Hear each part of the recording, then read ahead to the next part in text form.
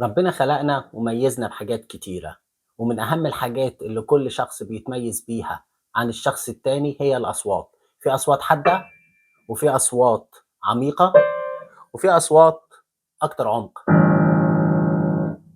وكل ما تميزت وكل ما قدرت تتحكم في صوتك وتتحكم في الكلام اللي انت بتقوله، كل ما تحسن الكوميونيكيشن بتاعك. حلقة النهاردة هي الجزء الثاني من الميني كورس عن الكوميونيكيشن، والنهاردة هنتكلم عن الفيربال كوميونيكيشن. استنوني بعد الفاصل وحلقة جديدة من يلا حياة.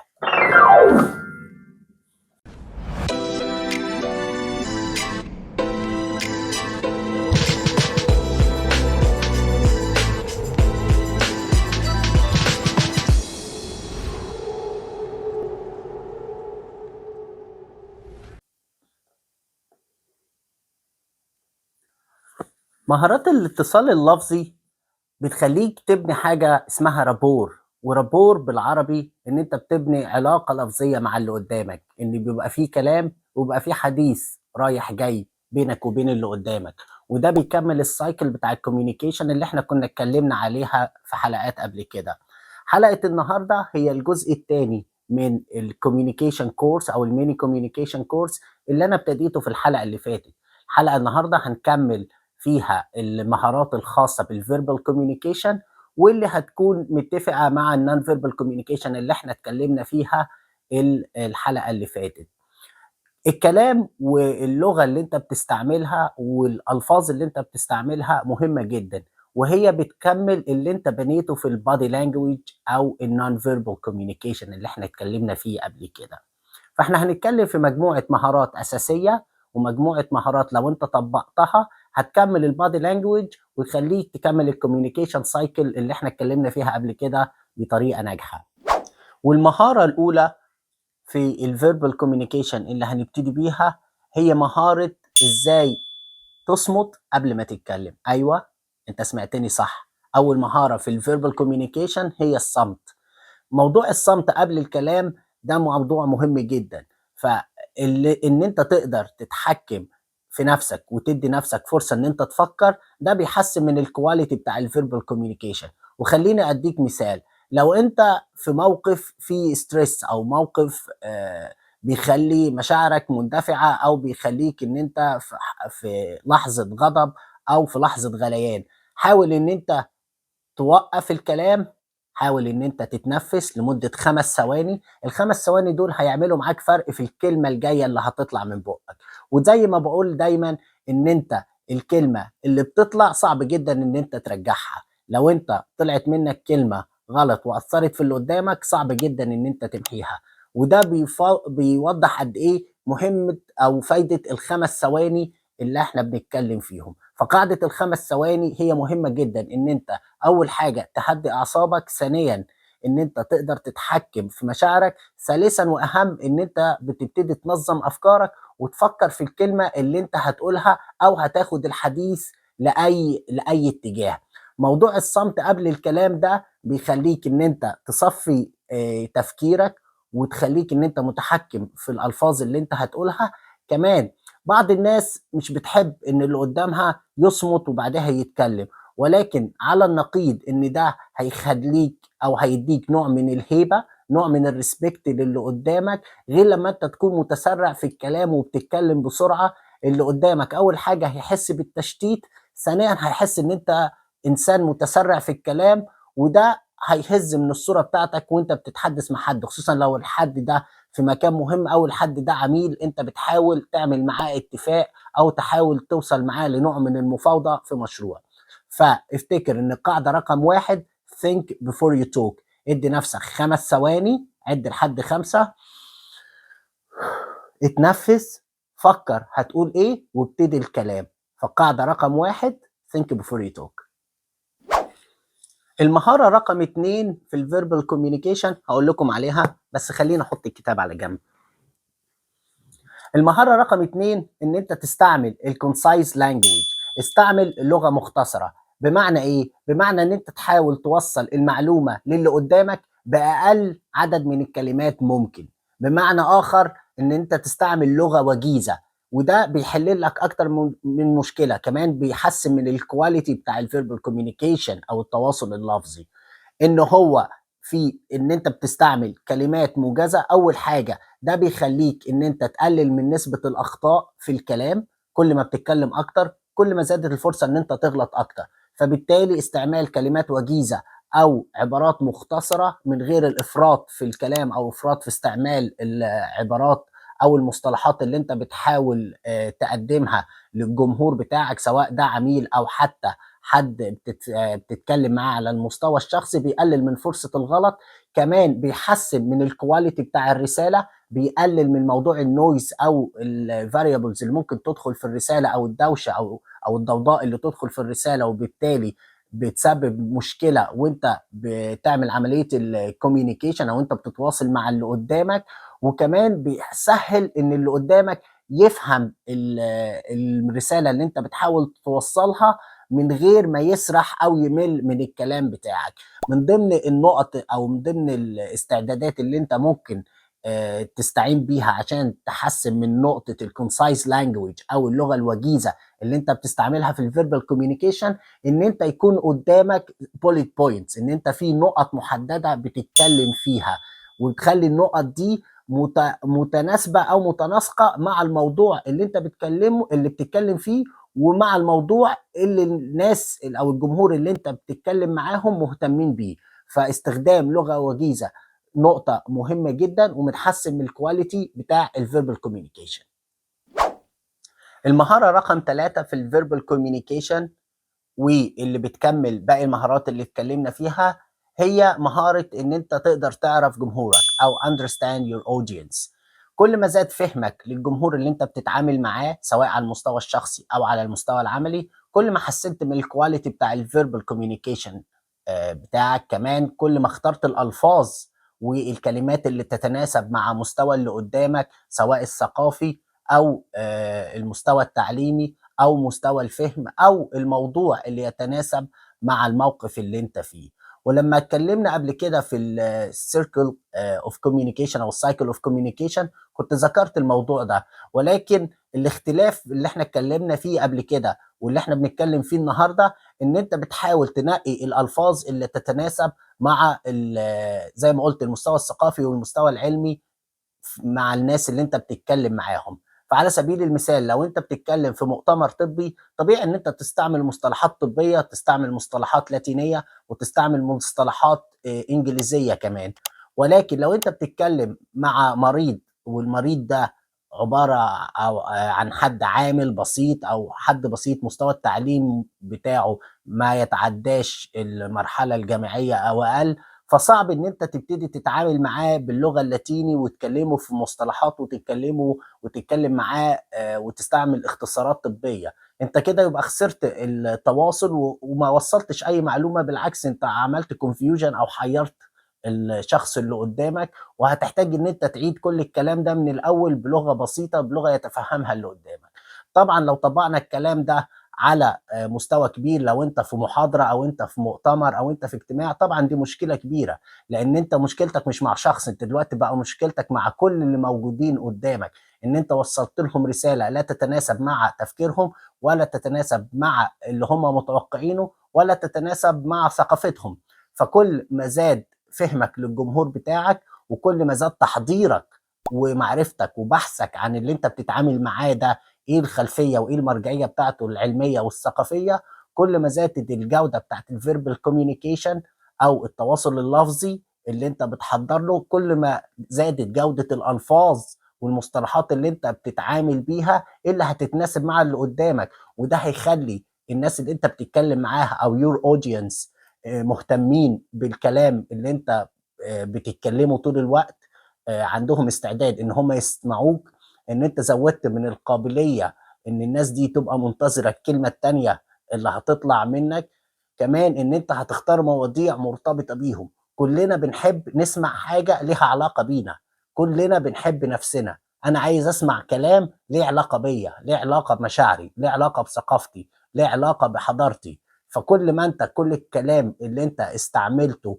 متناسب مع شخصية اللي قدّامك ومتناسب مع الaudience اللي أنت بتتكلم معاهم، كل ما تحسّن الverbal communication أو التواصل اللفظي.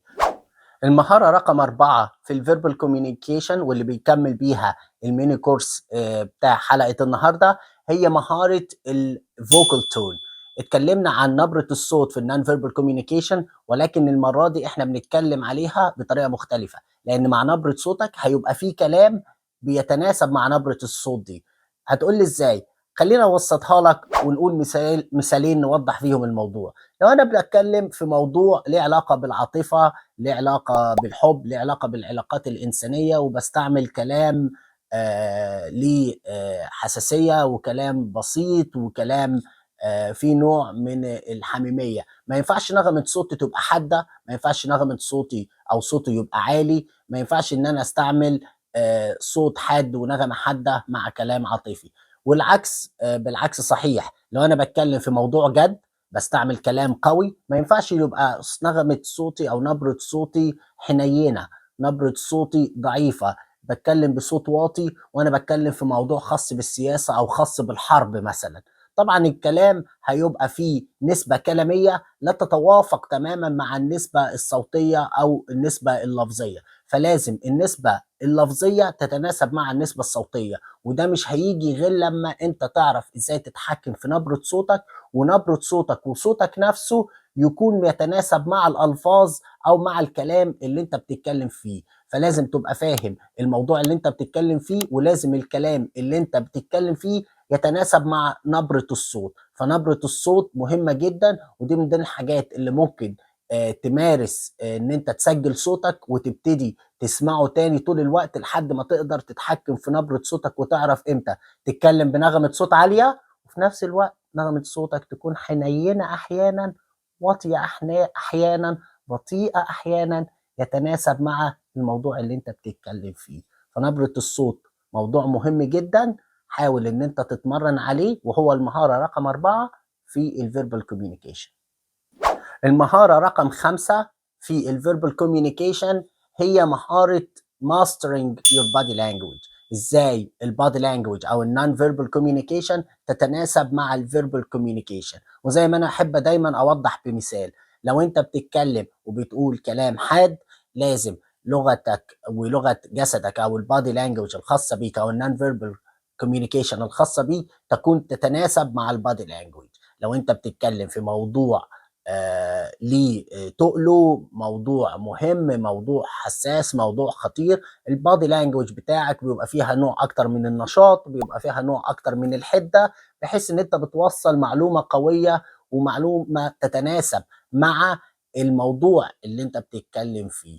ففي نسبه كلاميه وفي نسبه جسديه المره دي، ان ازاي كل جسدك سواء ملامح وشك، سواء الهاند جيستشرز اللي احنا اتكلمنا فيها قبل كده، الهاند موفمنت، الهيد موفمنت والهاند جيستشرز كلها هتكون متناسبه مع الالفاظ. لو الالفاظ قويه لازم لغه جسدك تكون تتناسب مع الالفاظ القويه دي. لو انت بتتكلم او بتتعامل في موضوع حساس، موضوع رقيق، الصوت والالفاظ اللي انت بتستعملها بتكون الفاظ رقيقه، فبالتالي البادي لانجوج بتاعك بتكون ابطا، حركات ايديك بتكون اقل، بتكون متناسبه مع الموضوع، وده بيبني الكلمه الجسديه او النسبه الجسديه اللي بتتناسب مع النسبه الصوتيه، والاتنين بيكملوا بعض، فبالتالي بتوصل رساله صح. فتخيل ان حد بيتكلم في موضوع خطير وموضوع ليه علاقه بالحرب وبيكلمك بصوت واطي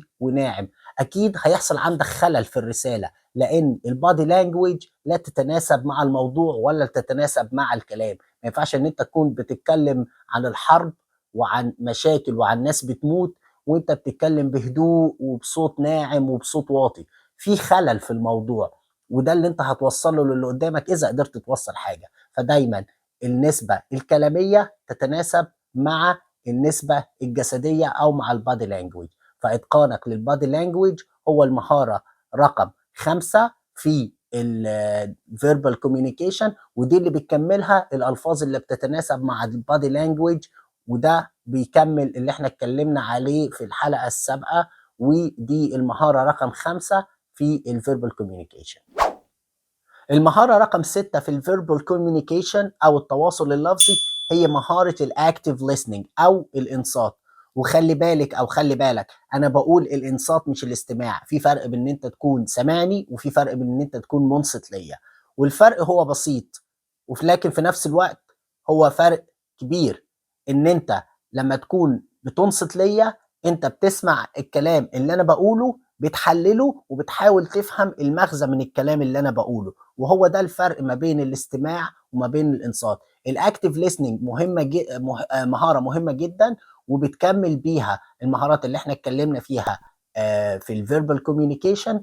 كمان المهارة دي ليها تأثير كبير على اللي قدامك، ان بتخلي اللي قدامك يسمع لك زي ما انت بتسمع له، كمان بتدي له نوع من السيلف ستيم او نوع من الاحترام، ان انت بتحسسه ان انت فاهم المغزى من كلامه، ان انت بتنصت للكلام بتاعه. وعشان تحسن من مهارة الاكتيف listening او الانصات، في كم خطوة ممكن تعملهم وتطبقهم معايا، انا هقولهم لك هيساعدوك ان هم يحسنوا من موضوع الانصات. المهارة رقم واحد او الخطوة رقم واحد ان انت تحسن من الاكتيف listening الخاص بيك، ان انت تبتدي تقلل من الدوشة او من الزيطة اللي حواليك. ما ينفعش ان انت تكون بتتكلم في موضوع مهم مع حد مهم وانت واقف في ميدان عام، او انت حواليك دوشة، او انت حواليك عربيات. موضوع النويز اللي كنا اتكلمنا فيه في الحلقات اللي فاتت، ان انت تحاول تقلل من موضوع النويز، ان انت تحاول تقلل من اي مؤثرات خارجية هتعمل disruption او هتأثر على استماعك او انصاتك للي قدامك. فرقم واحد ان انت تقلل من موضوع النويز او الضوضاء اللي داخله في الرساله وانت بتتواصل مع حد. المهاره او الخطوه رقم اتنين، ان انت تحاول ما تحطش اللي قدامك في صندوق او في قالب معين. وده بمعنى ايه؟ ان انت دايما تبقى اوبن مايندد وانت بتسمع اللي قدامك، ان انت بتحلل الكلام على حسب الكلام، مش على حسب الشخص ده جاي منين او شخصيته ايه، او الشخص ده هو ايه بلده مثلا، او ايه الثقافة بتاعته. لا، حاول تفهم الكلام اللي هو بيقصده في الموقف اللي انت فيه، مش تحط ليبل على اللي قدامك، او يبقى فيه ان انت مصنف الشخص اللي قدامك بطريقة معينة، فبالتالي الكلام اللي هو بيقوله بيحمل المعنى ده. بس حاول دايما تبقى بتتعامل مع اللي قدامك بدماغ متفتحة، وتحاول تاخد الكلام بدماغ متفتحة، ما تحطش للكلام ليبل، او ما تحطش للكلام ملصق تتعامل بيه مع اللي قدامك قبل حتى ما يقول الكلام الخاص بيه. فالخطوه رقم اتنين، ان انت stay open minded، او دايما اتعامل مع اللي قدامك بدماغ متفتحه، وحاول تسمع وتفهم الكلام اللي هو يقصده. الخطوه رقم ثلاثة اللي بتقدر تحسن بيها الاكتيف listening او الانصات، ان انت دايما تحاول ان انت دايما تستنى اللي قدامك لما يخلص الكلام. ما تحاولش تقطع كلام اللي قدامك او تقاطعه. ولو حصل وان انت عملت كده، حاول تعتذر وقول له من فضلك كمل الكلام، انا ما قصدتش ان انا اقطعك، ما فيش مشكلة، ولكن حاول تخلي اللي قدامك يخلص الكلام كله اللي بيحاول يوصله لك والرسالة بتاعته كاملة. ده اول حاجة هيخليك ان انت تفهم الكلام اللي هو بيقوله صح. ثانيا بان انت بتقدر تفهم الرساله اللي هو بيحاول يوصلها لك كامله. ثالثا بيديك فرصه ان انت ترد على كل النقط او كل الكلام او كل الرساله اللي هو وصلها لك. رابعا ان انت لو في نقطه مش فاهمها في الكلام اللي هو قاله، بتبتدي تسال اسئله توضيحيه، ودي هنتكلم عليها في حلقات ان شاء الله جايه قدام. فانت بتحاول تساله هو حضرتك تقصد ايه، طب انا فهمت كذا، هو ده اللي انت قصدته، وبالتالي الرد بتاعك هيكون متناسب مع الرسالة اللي هو بيحاول يوصلها لك. فدايما ما تحاولش تقاطع اللي قدامك، حاول اللي قدامك يخلص كل الكلام اللي هو بيحاول يوصله لك والرسالة كاملة، بعديها ابتدي رد. لو انت مش متأكد ان اللي قدامك خلص الكلام اللي بيحاول يقوله او لا، ببساطة شديدة ممكن تسأله انت خلصت الكلام اللي انت بتحاول تقوله، انت خلصت الرسالة اللي بتحاول توصلها لي، ممكن ابتدي اتكلم. وده هيبني نوع من الاحترام او نوع من الرابور اللي احنا اتكلمنا فيه قبل كده. فمهارة الاكتيف listening او الانصات هي مهارة مهمة جدًا وبتكمّل كل المهارات اللي إحنا اتكلّمنا فيها قبل كده في الverbal communication أو التواصل اللفظي. المهارة رقم 7 في التواصل اللفظي هي مهارة الكلام بثقة أو الثقة في النفس. كل ما كان الكلام اللي أنت بتقوله نابع من جواك، نابع من ثقتك في نفسك، وإن أنت واثق في الكلام اللي أنت بتقوله وفاهم أنت بتقول إيه كويس، كل ما ده ادّى للي قدّامك ثقة فيك وثقة في المعلومة اللي أنت بتقدّمها، كمان خلّى في اهتمام من الaudience أو الجمهور الخاص بيك ده سواء في العمل أو حتى في حياتك الشخصية، إن هم يسمعوا لك، وكمان رفع من اهتمامهم بيك واهتمامهم بالكلام اللي أنت بتقوله. فالثقة في النفس مهمة جدًا، حتى الكلام لو أنت بتقول كلام مهم وبتتكلم في موضوع خطير، ولكن ما فيش ثقة في النفس تدعّم الكلام ده والألفاظ اللي أنت بتقولها، هتلاقي إن اهتمام الجمهور بيك قَل، كمان ثقتهم في المعلومة اللي أنت بتقولها حتى لو معلومة أصلية ومعلومة genuine، هتلاقي إن الثقة في الكلام اللي أنت بتقوله وفي المعلومة اللي أنت بتقولها ابتدت تقل مع الوقت. فالثقة في النفس دي مش هتيجي من فراغ، دي هتيجي بإن أنت تبقى فاهم اللي أنت بتتكلم فيه كويس، محضّر الكلام اللي أنت بتتكلم فيه كويس، كمان فاهم الجمهور اللي قدامك كويس. فكل ما زادت تحضيرك وكل ما زاد تجهيزك للكلام اللي أنت بتقوله، ده طبيعي هينعكس على ثقتك في نفسك، وبالتالي هينعكس على ثقة الجمهور فيك. فالثقة في النفس هي من ضمن المهارات المهمة، وهي اللي بتعزّز من مكانتك وبتعزّز من مكانة أو بتحسّن من مكانة الverbal communication والتواصل اللفظي بينك وبين الجمهور اللي قدامك. المهارة رقم 8 في الverbal communication إن أنت تحاول تظهر شخصيتك. دايمًا الكلام اللي نابع من شخصيتك بيوصل للناس بطريقة أسهل، وكمان الناس بتصدّقك بطريقة أسرع. كل ما كان الكلام اللي أنت بتقوله متناسب مع شخصيتك، إن أنت بتحاول أو إن أنت ما بتتصنّعش الكلام اللي أنت بتقوله أو بتحاول إن أنت تزيّف شخصيتك، كل ما كان الكلام اللي أنت بتقوله صادق، كمان كل ما اتحسّن أو ع زوّد من الquality بتاعة التواصل اللفظي اللي أنت بتتكلّم فيه مع الناس. وخلّيني أقول لك مثال تحسّن بيه ثقتك في نَفْسك أو تحسّن بيه الكلام اللي أنت بتقوله وإزاي تظهر شخصيتك. لو أنت شخص بتحب الفُكاهة بطبيعتك أو شخص مَرِح، فأنت ممكن تمزج في الكلام اللي أنت بتقوله نوع من الفُكاهة، إن أنت تمزج فيه نوع من المزاح اللي ليه علاقة بالموضوع من غير ما تطلع برّه الموضوع، أو تحاول المُزحة أو الكلام اللي أنت بتقوله يكون يضيّع المعنى اللي أنت بتحاول توصّله للناس أو يأثّر على الموضوع اللي أنت بتتكلّم فيه. طبعًا حاول تتجنّب لو أنت بتتكلّم في موضوع جَد أو موضوع خطير وبالتالي بتحب إن أنت تهرّج فيه أو إن أنت تمزجه بنوع من الضحك أو تمزجه بنوع من المزاح، ده هيقلل من جودة التواصل اللفظي مع الجمهور بتاعك، كمان إن هو هيقلل وهيضعف من ثقة الناس في الكلام اللي أنت بتقوله.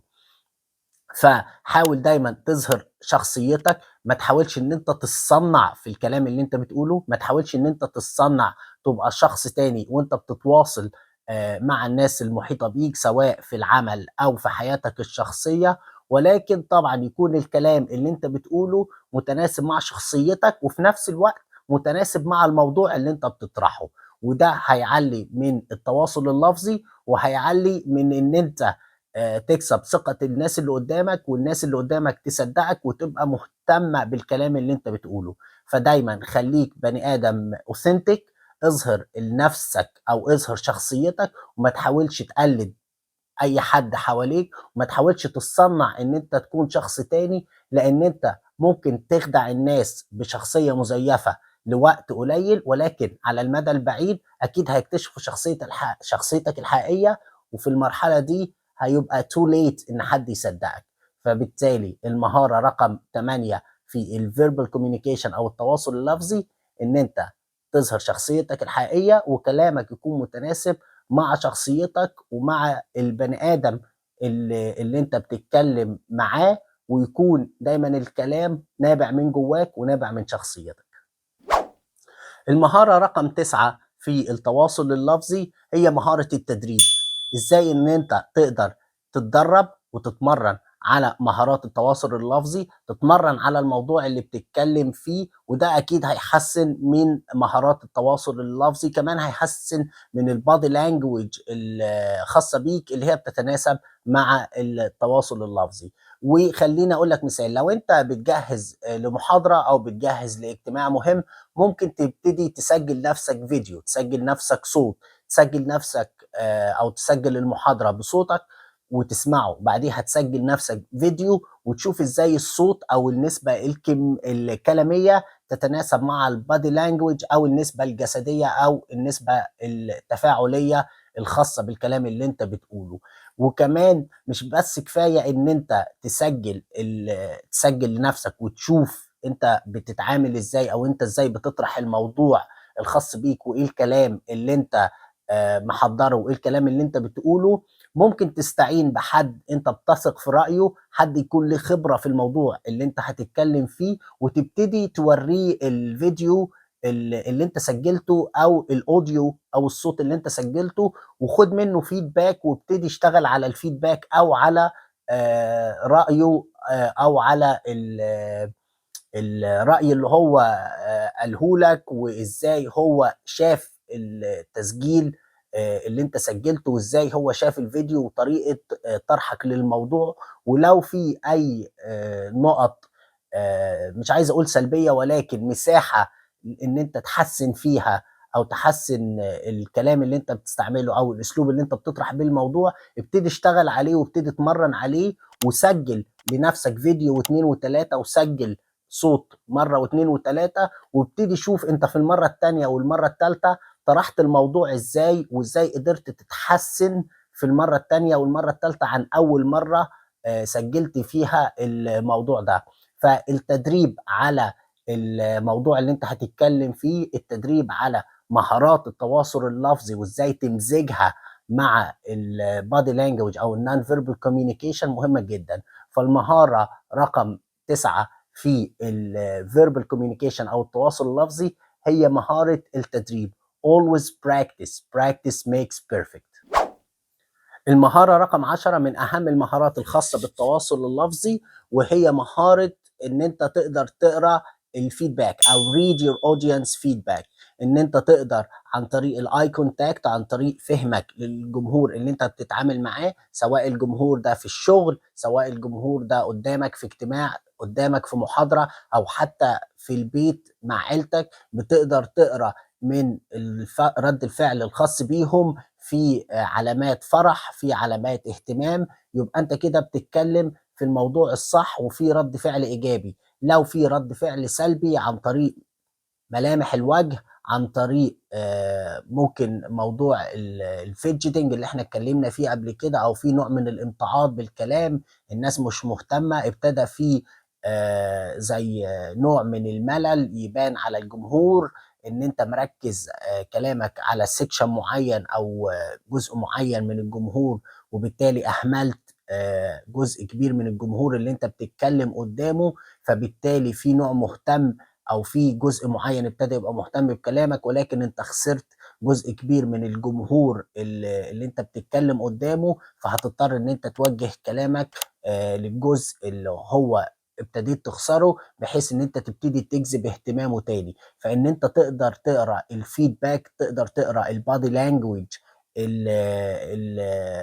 الخاص بالجمهور اللي موجود قدامك، تقدر تقرا التواصل الغير لفظي او النون فيربال كوميونيكيشن مهم جدا. وده بيخليك ان انت وانت بتتكلم تحاول تغير او تعدل من الكلام بتاعك، تعدل من نبرة صوتك، بحيث ان انت تبتدي تشد انتباه اللي موجودين قدامك تاني، تبتدي تاخد فيدباك ايجابي من كل الموجودين قدامك. وده بالتالي بيخليك ان انت قاعد في مقعد السواق، ان انت قاعد بتسوق الحديث او بتحرك الحديث او المحادثه او حتى الرساله اللي انت بتوصلها في الاتجاه اللي انت عايزه، بحيث تاخد الفيدباك اللي انت منتظره والفيدباك اللي انت عايز توصل له من الجمهور اللي قدامك. فقدرتك على قرايه الفيدباك او رد الفعل الجمهور اللي انت بتتعامل معاه دي مهاره مهمه جدا، وبتحسن بطريقه ما تتخيلهاش التواصل اللفظي والمحادثة اللفظية بينك وبين اللي قدامك. ودي بنكمل بيها مهارات التواصل اللفظي في حلقة النهاردة. وفي نهاية الحلقة النهاردة أحب أنوه إن التواصل اللفظي مش منعزل عن التواصل غير لفظي. الفيربال كوميونيكيشن هو جزء لا يتجزأ من نون فيربال كوميونيكيشن، والاتنين بيتداخلوا وبيكملوا بعض. عشان كده مهم جدا ان انت لو اتفرجت على حلقة النهاردة تتفرج على الحلقة اللي فاتت وتكمل الميني كورس اوف كوميونيكيشن اللي انا ابتديته الحلقة اللي فاتت. كمان تتفرج على الحلقات اللي جاية، ولو عندك أي تعليق أو عندك أي تعليق سيبه تحت الفيديو. تابعنا على السوشيال ميديا، شوف الحلقات الجاية من يلا حياة، واشوفك في حلقة جديدة من يلا حياة مع أيمن آدم.